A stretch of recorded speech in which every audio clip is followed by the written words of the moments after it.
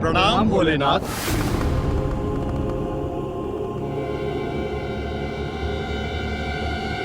महादेव, प्रभु प्रभु प्रभु महादेव।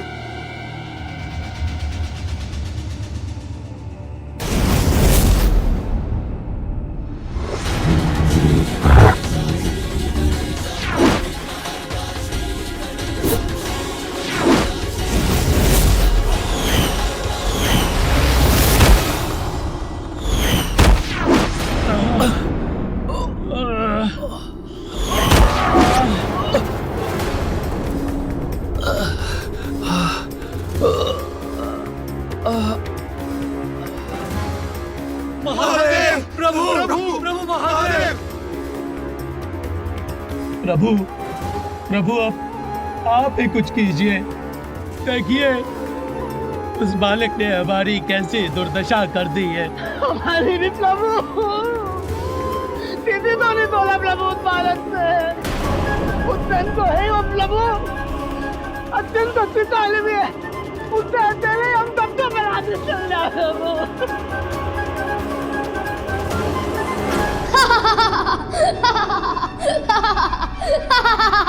मैंने कितना कहा किंतु नहीं सुना आप सभी ने, तो अब भुगतिए परिणाम।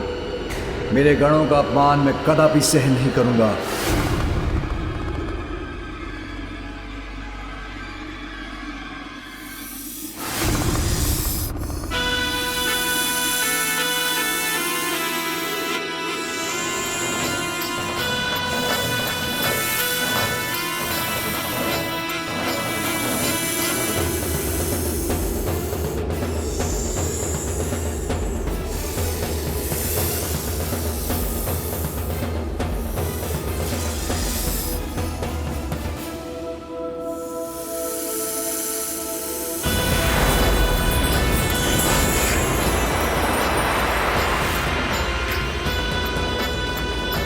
हे शिव शंभु, अपने इस सेवक वासुकी को आदेश दीजिए।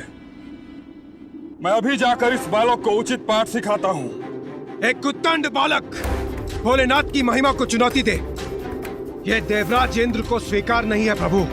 अमृत पान कर चुके हैं हम, अमर हैं हम देवता प्रभु। अभी उस उद्दंड बालक को अमृतत्व की शक्ति दिखाते हैं।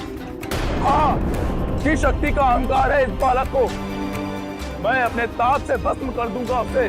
गजासुर हमारे समक्ष टिक नहीं सका, तो दुस्साहसी बालक हमारे सामने क्या टिकेगा? प्रभु, उसका अहंकार भी नष्ट होगा। हाँ, अहंकार का नष्ट हो जाना ही उचित है। प्रतीत होता है यही होगा। अहंकार मिटेगा और तो ही तो शुभता का विस्तार होगा।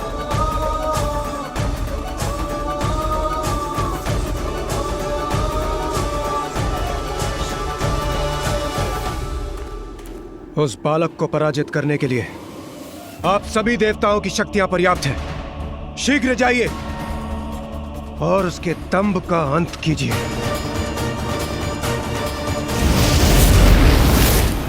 अवश्य मिटेगा, सबका अहंकार मिटेगा।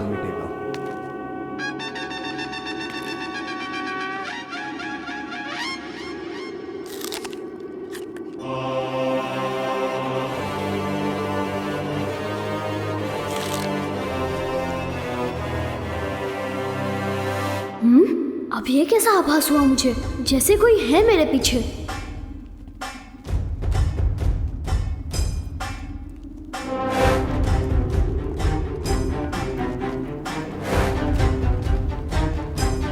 ना स्वयं शांत बैठते हैं, ना दूसरों को शांत बैठने देते हैं। उन्हें लौटाया था, अब ये आ गए। उचित है, आइए।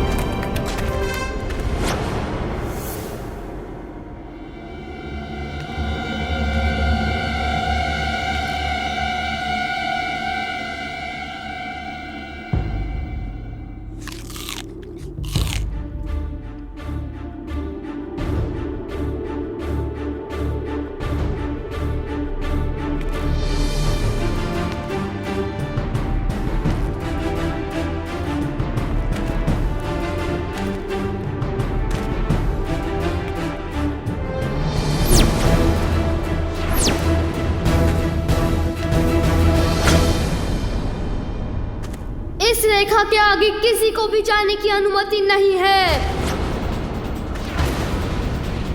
किसी ने भी लांघने का प्रयास किया तो उसका परिणाम अच्छा नहीं होगा।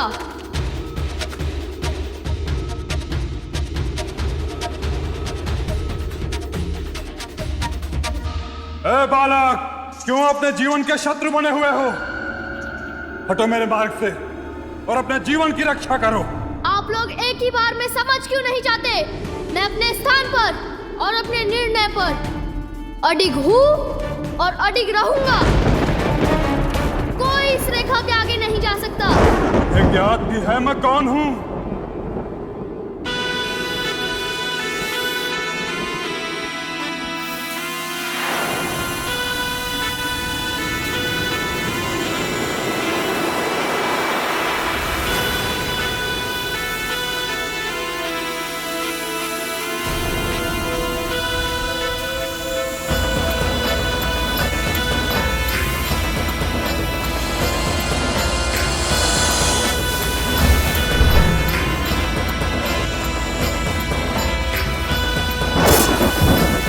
मैं तुम्हें निगल जाऊंगा।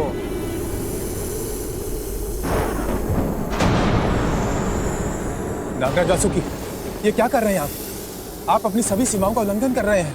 अब तुम मेरा ग्रास बनोगे बालक। नागराज वासुकी, रुक जाइए।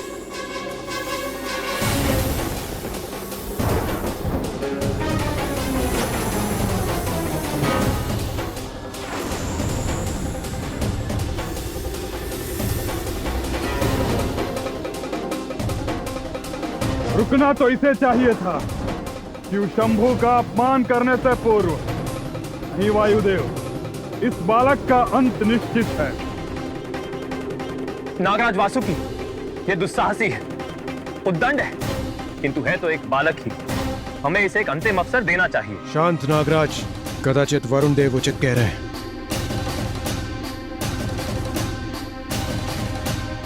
उचित है देवराज, किंतु यदि ये तब भी नहीं माना तो मैं विवश हो जाऊंगा। ये कैसे कैसे विचित्र रूप धारण करके आ रहे हैं आप सभी। सर्वप्रथम वृषभ, फिर मेढ़ा और अब ये विशालकाय सर्प। क्या एक एक करके आप सभी पशुओं और जंतुओं के रूप धारण करेंगे?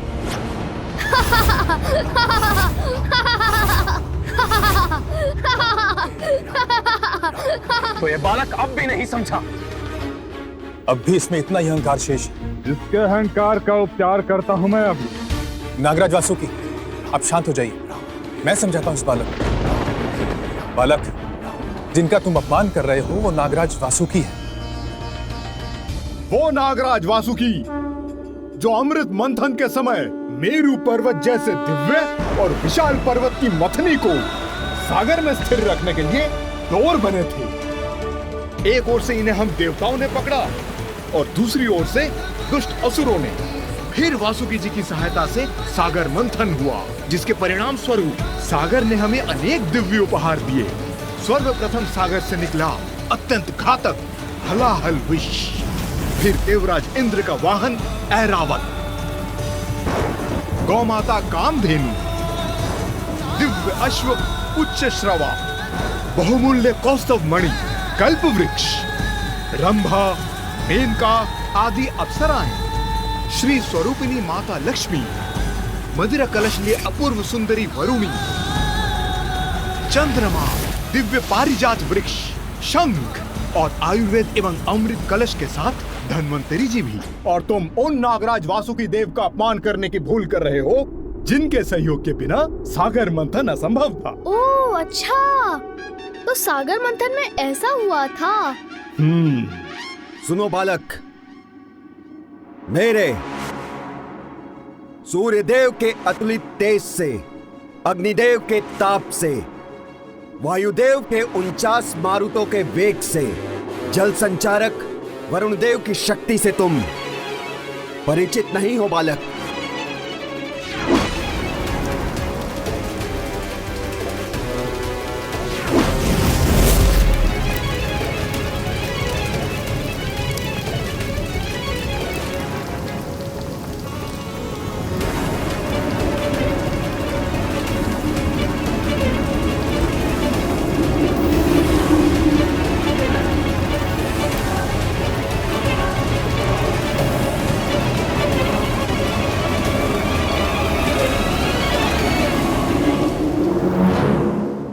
देखा तुमने हम देवताओं की शक्ति, और तुम हमारा अपमान कर रहे हो। अपमान?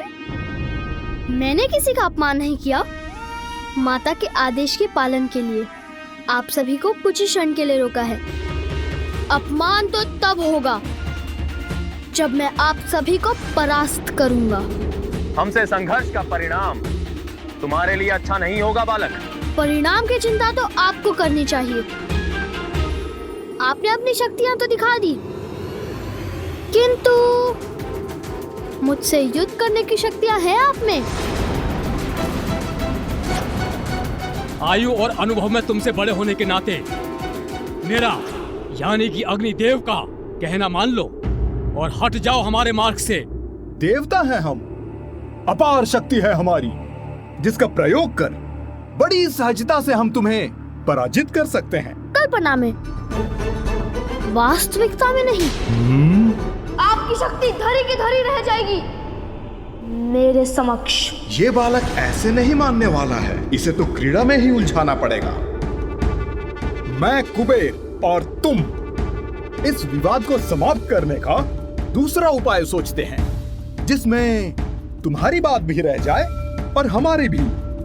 तुम्हें सागर मंथन की कथा सुनाई थी ना मैंने, तो नागराज वासुकी की सहायता से हम सागर मंथन जैसी क्रीड़ा क्यों ना करें।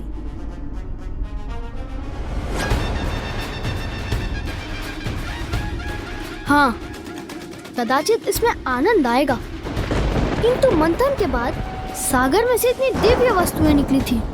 हमारी इस क्रीड़ा में जो विजयी होगा उसे क्या प्राप्त होगा? यदि हम देवता विजयी हुए तो तुम हमें आगे जाने दोगे। विजय होंगे आप सभी? असंभव।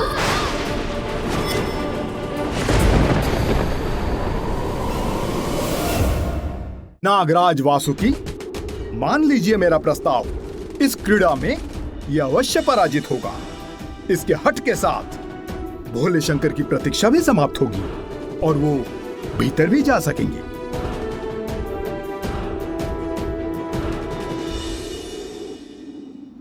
ठीक है,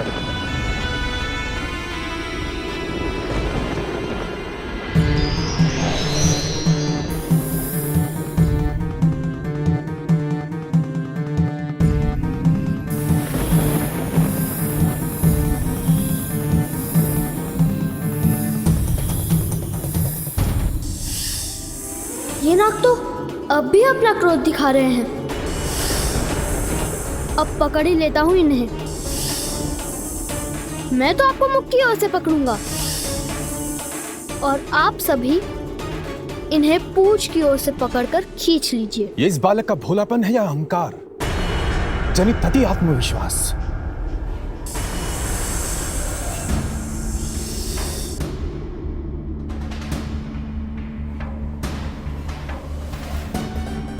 मैं इस क्रीड़ा में तुम्हारे साथ अन्याय नहीं करूंगा बालक। इसीलिए इस क्रीड़ा में मैं अग्निदेव एक ही हाथ का बल लगाऊंगा।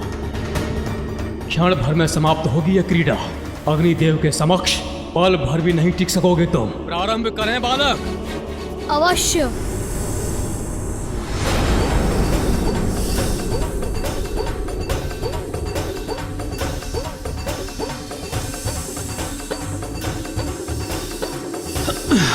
अच्छा, ये तो अपने ही स्थान पर स्थित है। मुझे और बल लगाना होगा। मेरा सामना नहीं कर सकेंगे ये। अरे, आपने प्रारंभ कर दिया? मुझे तो ज्ञात ही नहीं हुआ। मैं भी बल का प्रयोग करता हूँ।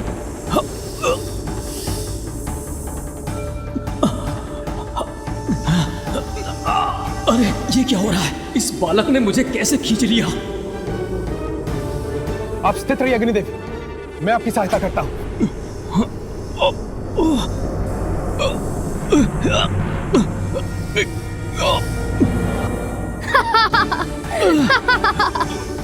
बस इतनी ही शक्ति है आप दोनों में।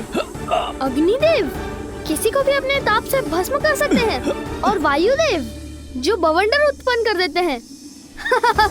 बालक, अब हम इस क्रीड़ा को समाप्त कर देंगे।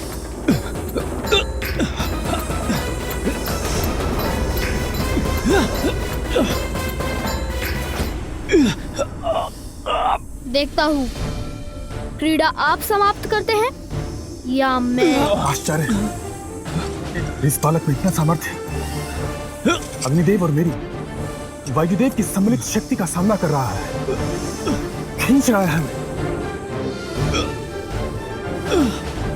अग्निदेव, अपने पांव जमाइए। वायुदेव, आप इतने भारी हैं क्या? बल लगाइए, अपनी शक्तियों का प्रयोग कीजिए। चलिए। आप हमें आदेश मत दीजिए सूर्यदेव, आप स्वयं संभाल कर दिखाइए इसे। ये तो एक दूसरे से ही उलझ रहे हैं, यही उचित अवसर है। एक बालक से विजय प्राप्त नहीं कर पा रहे हैं और एक दूसरे पर ही दोषारोपण कर रहे हैं। ऐसे तो ये बालक विजयी हो जाएगा।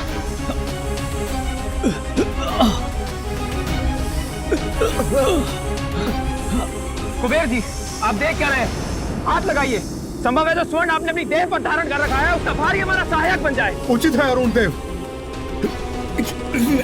हाथ खींच रहा है और बल लगाओ, और बल लगाइए, पराजित कर देंगे।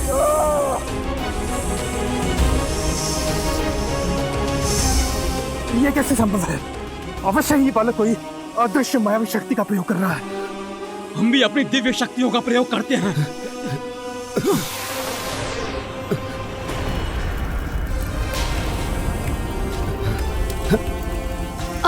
मेरे पांव दब रहे हैं, किंतु पराजय स्वीकार नहीं करूंगा। अपनी माँ को दिए हुए वचन का पालन करने के लिए मैं कुछ भी कर सकता हूँ।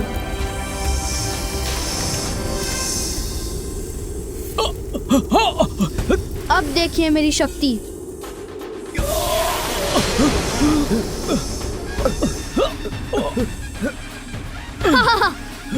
क्या हो गया आपकी दिव्य शक्ति को? यदि आप अपनी दिव्य शक्ति का प्रयोग करेंगे तो मैं उससे भी बड़ी शक्ति से आपको पराजित कर दूंगा। अरे ये हिम कहाँ से आ गया? गिर रहे हैं हम। पकड़ो। अरे ये क्या हो रहा है आप सभी को? थोड़ा संभल कर रहिए।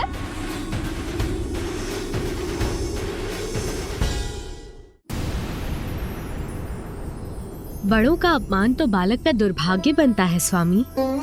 आपके वरदान से प्राप्त पार्वती का पुत्र देवताओं का बार बार अपमान क्यों कर रहा है? हाँ प्रिय, इस बालक की उदंडता में वृद्धि होती जा रही है और ये शुभ नहीं। प्रभु, यदि आप सारे देवताओं को बता दें कि ये बालक देवी पार्वती का पुत्र है तो ये युद्ध स्वतः रुक जाएगा। देवी, जब स्वयं भोलेनाथ शांत है तो इसके पीछे अवश्य ही कोई बड़ा कारण होगा। अब मैं इस बालक की उदंडता को और नहीं सहूंगा। अब मैं इसे अपना तेज दिखाता हूँ। देवगण, आप लोग नागराज वासुकी को छोड़ दीजिए।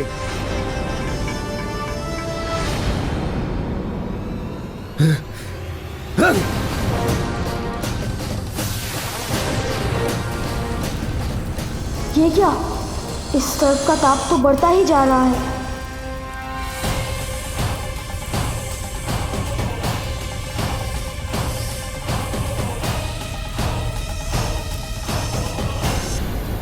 कुछ भी कर लीजिए, किंतु मैं आपको नहीं छोड़ूंगा।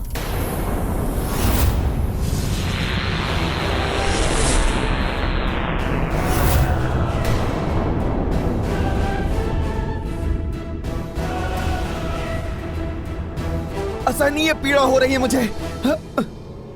बस बहुत हो चुका।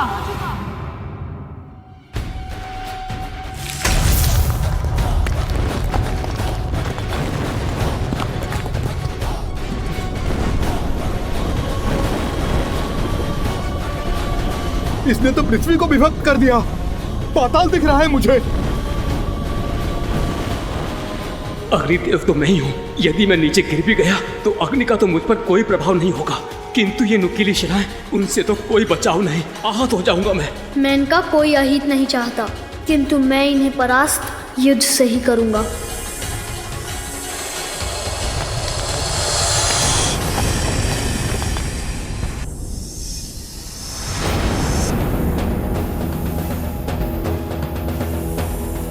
सभी देवगण पराजित हो रहे हैं। अब मुझे ही शीघ्र कुछ करना होगा।